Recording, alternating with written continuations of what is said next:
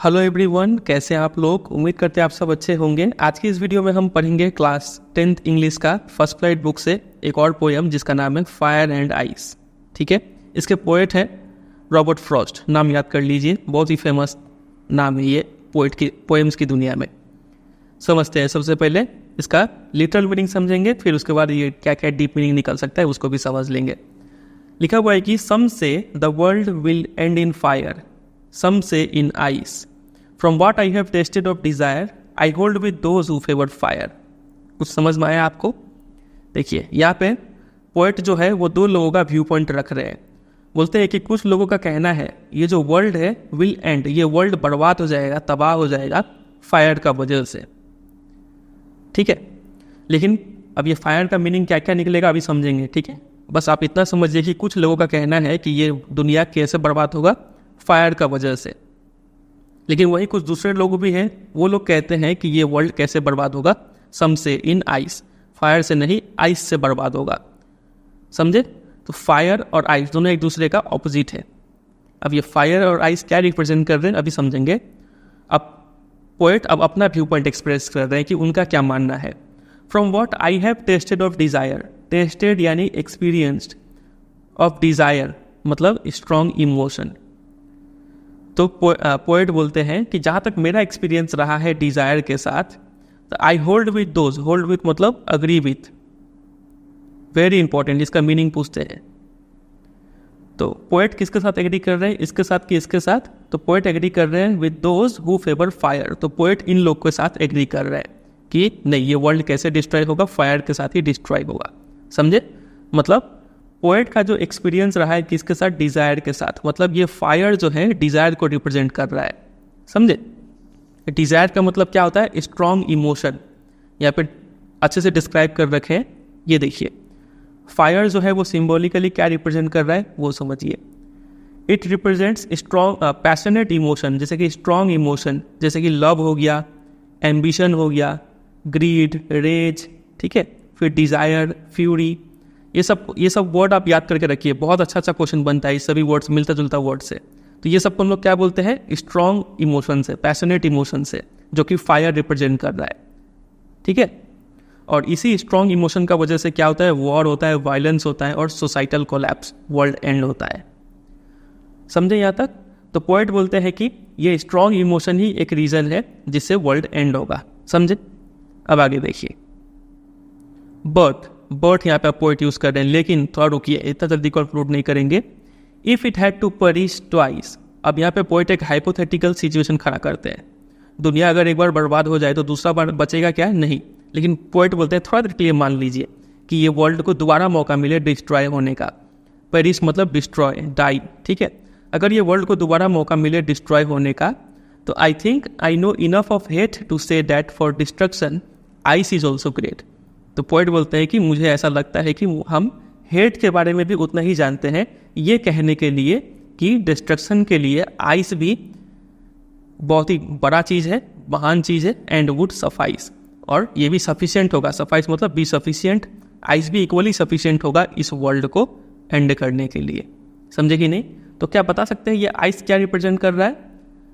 तो थोड़ा सा आप दिमाग लगाएंगे तो पता चलेगा कि यहाँ पे पोएट बोल रहे हैं आई know enough of hate. Ice represent कर रहा है हेटरेड को, नफरत को। ठीक है, तो ये नफरत के कारण भी वर्ल्ड डिस्ट्रॉय हो सकता है। एक बार हम क्या लिख रखे हैं उसको पढ़ लेते हैं। आइस रिप्रेजेंट्स कोल्ड इमोशन, ये भी इमोशन ही है, ऊपर वाला भी इमोशन था, लेकिन अंतर ये था कि ये पैशनेट इमोशन था। ठीक है, ये होता है कोल्ड इमोशन। जैसे कि हेटरेड हो गया, इनडिफरेंस मतलब आपको कोई चीज़ से फर्क ना पड़े, अपैथी। ठीक है, उस वैसा फीलिंग को इनडिफरेंट अपैथिक फीलिंग बोलते हैं। तो इससे भी क्या होता है, आइसोलेशन होता है, सब एक दूसरे से कटने लगते हैं और ये पूरा वर्ल्ड डिस्ट्रॉय हो जाता है। समझे? तो दोनों ही इमोशन ही है, एक है पैशनेट इमोशन और एक है कोल्ड इमोशन। तो ह्यूमन इमोशन के पास ये पावर है कि ये वर्ल्ड को डिस्ट्रॉय कर सकता है, भले ही वो इमोशन पैशनेट हो या फिर कोल्ड हो। बात अगर नहीं समझ रहे, चलिए। तो इतना हमने समझा। तो ये दोनों का डीप मीनिंग जो है, फायर और आइस क्या रिप्रेजेंट कर रहा है। फायर सिंपली बोले तो डिज़ायर, यानी ये सब चीज़ रिप्रेजेंट कर रहा है, और आइस सिंपली बोले तो हेट्रेड, यानी ये सब चीज़ रिप्रेजेंट कर रहा है। आपको याद रखना है किसी फायर डिजायर से मत याद कीजिएगा, फायर को याद रखिएगा पैशनेट इमोशन या फिर स्ट्रॉन्ग इमोशन से, और आइस को याद रखिएगा सिर्फ हेट्रेड से नहीं बल्कि कोल्ड इमोशन से, ठीक है, क्योंकि ये सब वर्ड का यूज़ होता है जब क्वेश्चंस बनता है। तो आप देखिए ये भी पोयम काफ़ी छोटा है लेकिन इसका भी काफ़ी डीप मीनिंग है, सिंपल येट प्रोफाउंड मीनिंग, ठीक है। चलिए एक चीज़ आप यहाँ पे और समझिए,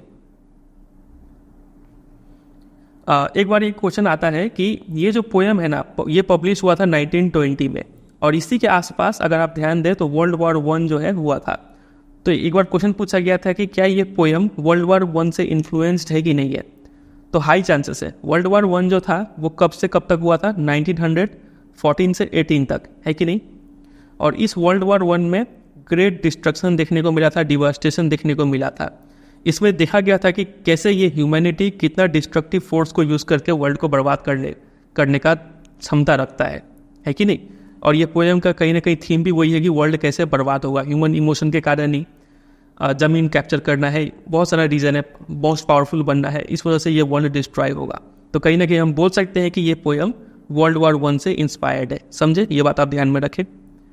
फिर अगला एक चीज़ आप ये नोटिस कीजिए, यहाँ पे जो पोएम का सब्जेक्ट है, वर्ल्ड बर्बाद हो रहा है, ये तो कोई मजाक वाला सब्जेक्ट है कि है नहीं, ठीक है। तो यहाँ पे जो टॉपिक है वो काफ़ी सीरियस है, डरावना टॉपिक है, एक सेंस ऑफ अर्जेंसी है कि यार कुछ करना पड़ेगा नहीं तो ये वर्ल्ड बर्बाद हो जाएगा, ऐसा यहाँ पे सब्जेक्ट है।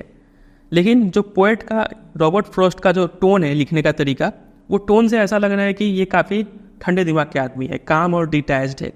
इनका टोन से ऐसा नहीं लग रहा है कि हमारे अंदर घबराहट पैदा हो जाए, भले ही वो काफ़ी डीप बात बोल रहे हैं, लेकिन जो लिखने का तरीका है, टोन है, वो काफ़ी काम है और डिटैच मतलब उनको कुछ फ़र्क ही नहीं पड़ता है, विदाउट एनी इमोशन, मानो वो ये सबसे अलग है, वो सिर्फ ऑब्जर्व कर रहे हैं और बोल रहे हैं, ये सब का इम्पैक्ट इनके ऊपर नहीं पड़ रहा है।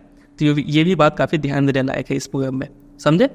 चलिए, और स्टाइल अगर बोला जाए तो लिखने का स्टाइल काफ़ी सिंपल है, और सिंपल जब भी लैंग्वेज होता है इसका मतलब ये पोएम वाइडर ऑडियंस तक पहुंचता है।